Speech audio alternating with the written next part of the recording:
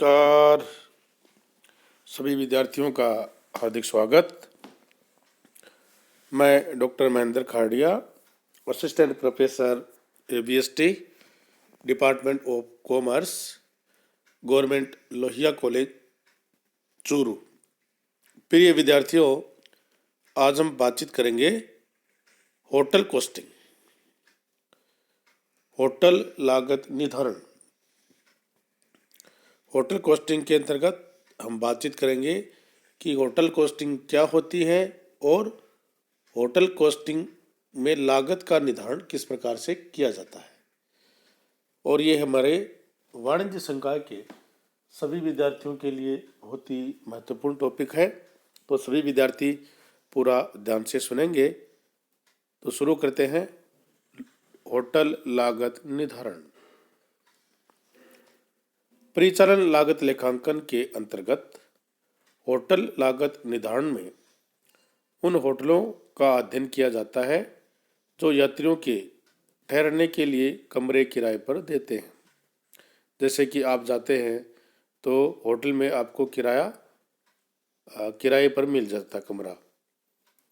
जहाँ तक खाने खिलाने की सुविधा की बात है तो उनकी लागत कैंटीन वे के अंतर्गत हो जाती है। इसके संबंध में मैंने वीडियो आपको पोस्ट कर दिया था, कैंटीन लागत निर्धारण। उसमें खाने खिलाने की सुविधा की बात आप समझ सकते हैं, परंतु निवास गृह प्रदान करने वाले होटलों की समस्या भिन्न है। कुछ कमरे ऐसे होते हैं जिनमें एक कमरा होता है उसमें एक ही आदमी ठहर सकता है, और कुछ कमरों में प्रत्येक में 2 या 2 से अधिक भी ठहर सकते हैं। परंतु ठहरने वाले यात्रियों की जो संख्या है वो 4 महत्वपूर्ण कंडीशन पर निर्भर करती है, जिसमें स्थान का महत्व है, मौसम कैसा है, और सुविधाएं जो प्रदान की जा रही हैं वो कौन कौन सी हैं, और किराया आदि। इन चारों कंडीशन पर निर्भर करता है। पहाड़ी प्रदेशों व तीर्थ स्थानों में यात्रियों की संख्या मौसम अथवा पर्व पर निर्भर करती है। अगर पहाड़ी जो प्रदेश है और तीर्थ स्थान है वहाँ पर यात्रियों की जो संख्या है वो मौसम और पर्व जो होते हैं उन पर निर्भर करती है, जबकि मैदानी बड़े शहरों में ये संख्या वर्ष भर लगभग समान रहती है। अतः इसमें प्रति कमरा लागत या प्रति व्यक्ति लागत निकालना होता है। इसमें हम प्रति कमरे की लागत आपकी क्या आ रही है या प्रति व्यक्ति लागत को हम इसकी गणना इसमें करते हैं। तो देखिए, ये एक आपका सवाल है जिसमें आपको दिया गया है कि एक होटल के स्वामी द्वारा प्रेषित निम्नलिखित सूचनाओं के आधार पर आप ग्राहक से चार्ज किए जाने वाले प्रतिदिन के ऐसे किराए की राशि की गणना कीजिए कि उस कुल लागत पर ब्याज के अतिरिक्त 25% लाभ अर्जित हो सके। आपको गणना करनी है कि जो ग्राहक आते हैं होटल में उनको प्रतिदिन कितना किराया देना होगा, इसकी गणना करनी है, और कुल लागत पर ब्याज के अतिरिक्त आपको 25% लाभ अर्जित हो सके। तो देखिए, staff salary and wages 4 lakh रुपए प्रति वर्ष पर annum. Room attendant salary 10 rupees per day only when the room is occupied. There is one room attendant for one attendant for one room. Lighting, heating and power 250 per month per room if occupied for the whole month. Power use in winter only and cost 100 rupees per month per room if occupied. And repairing and maintenance 50,000 per annum. Sandry and license 57,000 रुपये. Decoration and finishing 50,000 रुपये। Building and other occupied cost 10 lakh and 5 lakh respectively to be depreciated at the rate of 10% per annum. Interest on capital outlay to 12.5 lakhs at the rate 10%. 100 rooms are there and 80% are normally occupied in summer and 30% in winter. Period of summer and winter will taken as 6 months each. Normal day in a month to be assumed to be 30. ये आपको detail दी गई है और आपको एक व्यक्ति से एक दिन का कितना किराया जो किराया है रेंट है वो चार्ज करना है। तो शुरू करते हैं स्टेटमेंट के माध्यम से। Calculation of room rent to be charge per day. सबसे पहले जो जानकारी अपन को दी गई है उस हिसाब से इसमें कैलकुलेशन करेंगे, तो पूरा ध्यान से आप देखते रहिए और साथ साथ नोट भी करते रहिए। सबसे पहले staff salary and wages 4 lakh रुपए। तो हमने यहाँ पर staff salary per annum 4 lakh रुपए। ओके। नंबर 2 आता है रूम अटेंडेंस सैलरी 10 रुपये per day only when room occupied. अगर रूम को ऑक्युपाइड किया जाता है तो 10 रुपये पर डे के हिसाब से। There is room attendant 1 room attendant for one room. तो इसकी कैलकुलेशन करते हैं। ये देखिए हमने ये गणना की है वेतन ग्रीष्मकालीन जो होता है वो 6 मंथ और प्रत्येक जो मंथ है उसमें 30 दिन की गणना आपको माननी है। तो 180 दिन हो गए ग्रीष्मकालीन। और क्वेश्चन में दिया गया है कि ग्रीष्मकालीन में 80% ऑक्युपाइड होता है। तो 100 इंटू 180, 100 आपके कमरे हैं, 180 दिन उसको ऑक्युपाइड किया जाता है, 10 रुपये सैलरी है और उसका 80% ऑक्युपाइड होता है। तो 1,44,000 रुपये। वापस बोल देता हूँ, ग्रीष्मकालीन 6 महीने का टाइम पीरियड होता है तो 180 दिन हो गए।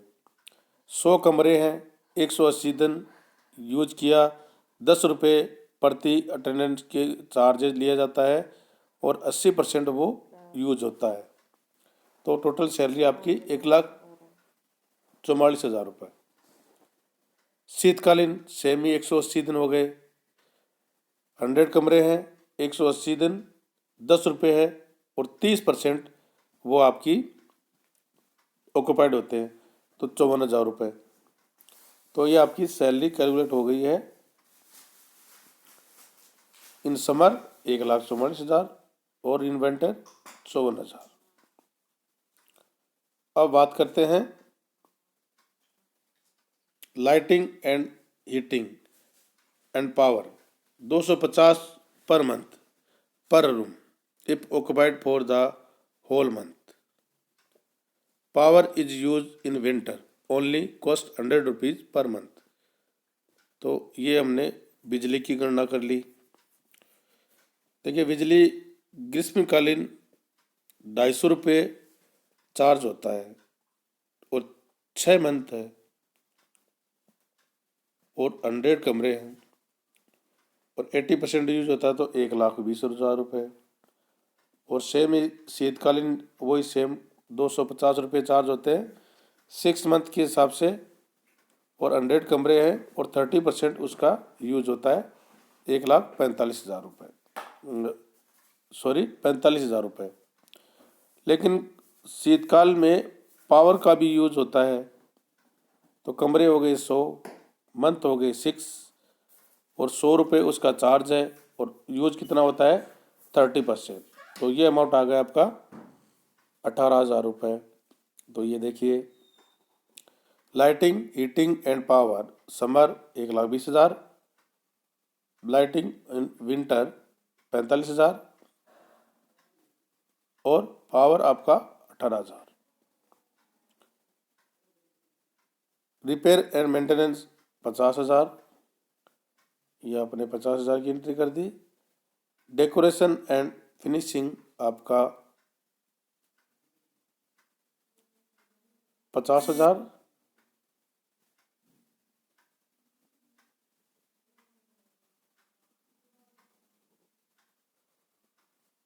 और एक अमाउंट आपका है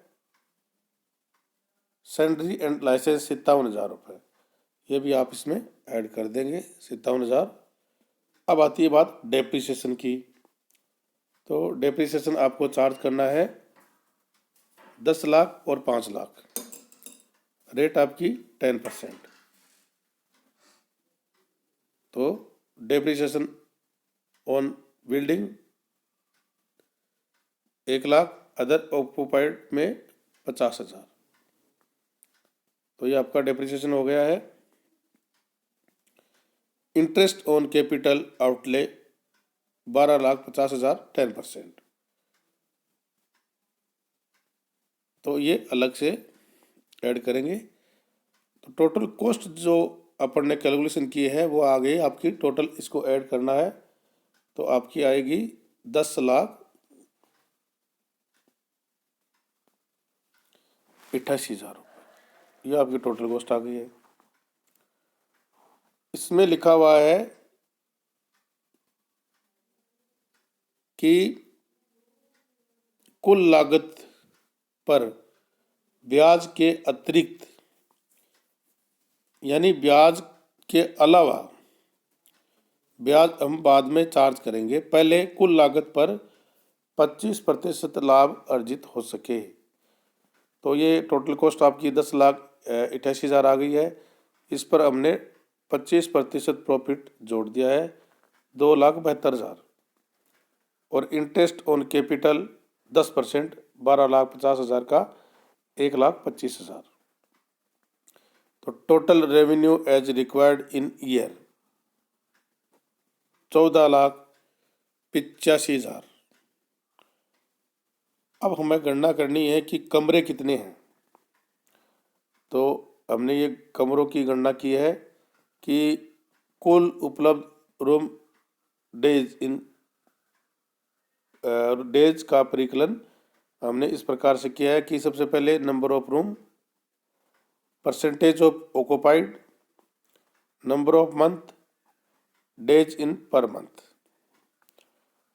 अगर विंटर में समर में बात करें तो number of room 100, occupied percentage 80%, number of day 30 और नंबर ऑफ मंथ इन 6, तो 14,400। शीतकाल में सेमी 100, 30% ऑक्यूपाइड होता है और नंबर ऑफ डे आपके 30 और 6 मंथ होते हैं तो 5,400। तो अवेलेबल रूम डेज 19,800। 19,800 आ गए आपके room days. Room days available 19,800। तो room rent per month, room rent पर रूम पर डे आपका 75 rupees per day, 75 rupees per day.